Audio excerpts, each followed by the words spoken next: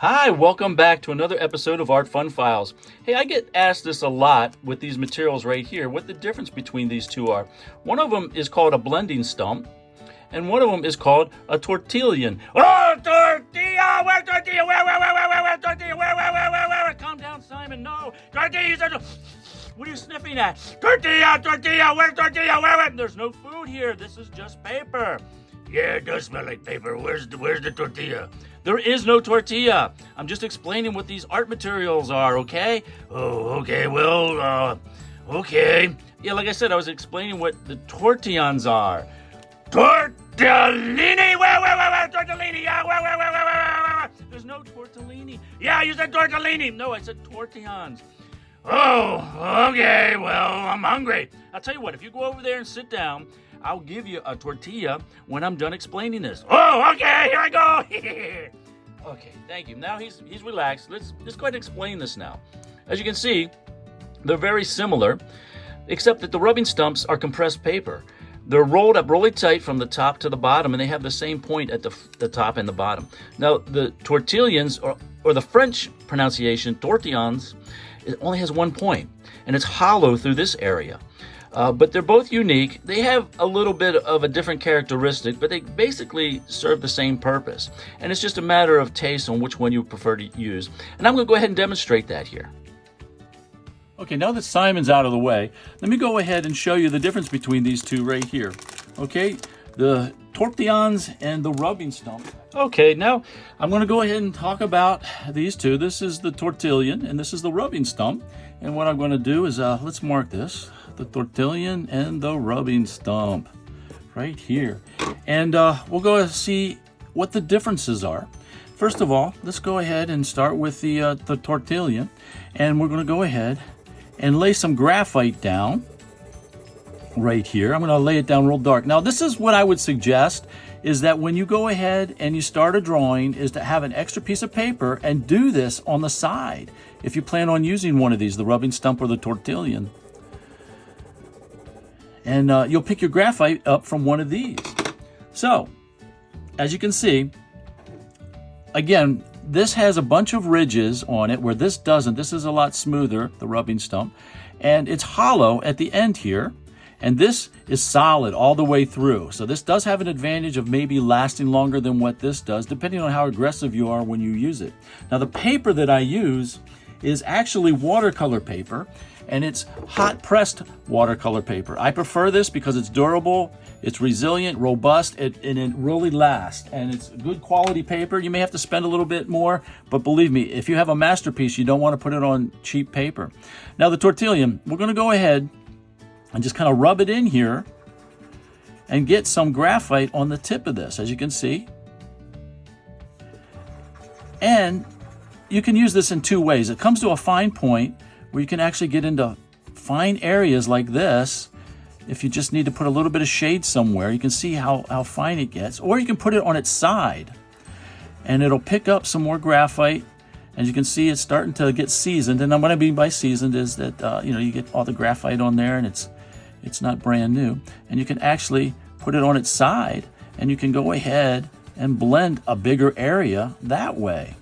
And put some more on here and maybe go a little bit darker if you need to.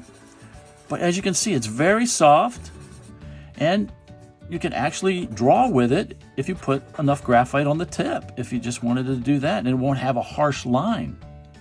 And again, the thing about these, they do wear out, and I've got one here where it's basically a stub because you rub down too much, but this can have an advantage too if you want like a thicker line for some reason. Like if you needed to do eyelashes, I guess, for a big portrait. But as you can see, the shape actually determines what kind of line you're going to get. You can play with that. If you need to have the point come back, I have a paper clip that I stick inside, and you can go ahead and push it back out to its tip again, and it'll become a nice fine instrument again once you do that. And, I don't know if that's a disadvantage or an advantage, but it is something that you can do if it's the only thing you have laying around. Now let's go to the rubbing stump over here. Again, we want to pick up some graphite from here. And again, it has a fine point, so you can see it does fine lines, just like the tortillon, whatever you want to call it. And if you put it on its side and pick up the graphite, you can actually get a wider area and start shading with that. And I'm going in a circle here. And you can see there's not too much of a difference. I mean, and you add more graphite if you want to make it darker, you know. And I would start off pressing light. Don't press hard, because you will ruin the tooth of the paper. And what I mean by that, the side of the paper, say this is under a microscope and this is the side of the paper. It actually has a tooth and a valley. And then when you start pushing down with one of these and you're rubbing the paper down, it ends up coming like this. And they're pushing the tooth down, and a graphite will get caught in these areas right here, and it's hard to get out. That's what causes that, is because of the crunching of the tooth. Again, this is the side of the paper under a microscope, but that's what they call the tooth of the paper when you hear that referred to. Now, I want to show you something here that I've been working on. This here is a tiger that I've been working on for a while now. And if I wanted to shade in this area, I want to go ahead and take, again, I'm taking an 8B, and you kind of want to do a uniform type thing and lay the graphite down. You want to get the graphite on the paper. And I'm just going to place some right in here. And then what we're going to do is we're going to take, I'm going to go ahead and take one of the tortillons right here. And then I'm just going to place it on its side. And then we're going to go ahead and go in a circle right here. And you can see how that blends that area in and makes it much smoother, covers the area, and becomes much darker. And then what we'll do is we'll just kind of go in one direction and kind of push the graphite back out over here. And I want to give a texture to his nose. I don't want it to be totally smooth, but I want it to come up and kind of get in this area. I'll take this, and there's graphite on here, so I can start seeing it, bringing it in. It pulls it from the other area and starts bringing it in this area here. And what I'll do is I'll go back and forth, and it's pulling the graphite from the other sides and bringing it into this area. And if I press harder, it moves the graphite further. You can see, right?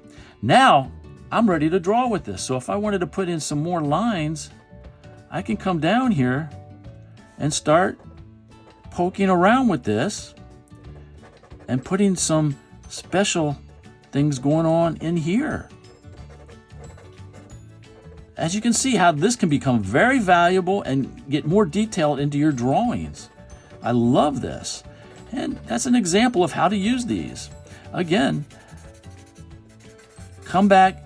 I can actually pick up some more graphite from this side and come in and, you know, put some more things in here. You know, kind of randomly put some of this stuff in here, and he starts coming together. But that's a good example of how to use one of those in one of your pieces of artwork. Now, what I want to show you with the tortillon here, or not the tortillon, the rubbing stump, is that we can go ahead, when it gets smashed down like this, and you don't seem to want to, you want the point back, and you can actually use a pencil sharpener. Make sure the pencil sharpener is electric and has a sharp blade on it, and you can actually put this in the pencil sharpener. As you can see, the point's going to come back.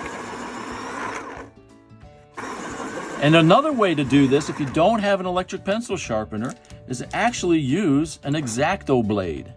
You can actually take an X-Acto blade, and you can actually, it has to be one of the rubbing stumps. The tortillons will not do this because they're a little bit too fragile. But you can literally take an X-Acto knife and cut down to it like a regular piece of bread.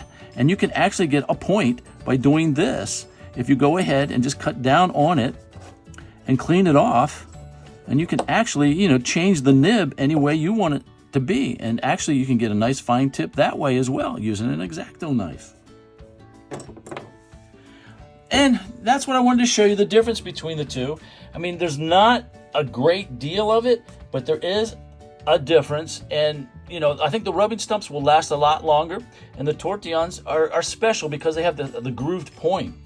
Oh, no, here we go! Tortilla! Simon, what are you doing? Go ahead, use that! Rub with the tortilla! Rub with the tortilla? What are you talking about? Rub! Go ahead! Okay.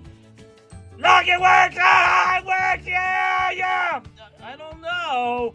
Yeah, tortilla! Oh, no! Simon, what are you doing? Look at yeah! Simon! Please like and subscribe. Remember, it's Art Fun Files. Please leave us a comment and give us a like. We'd really appreciate it. Thank you.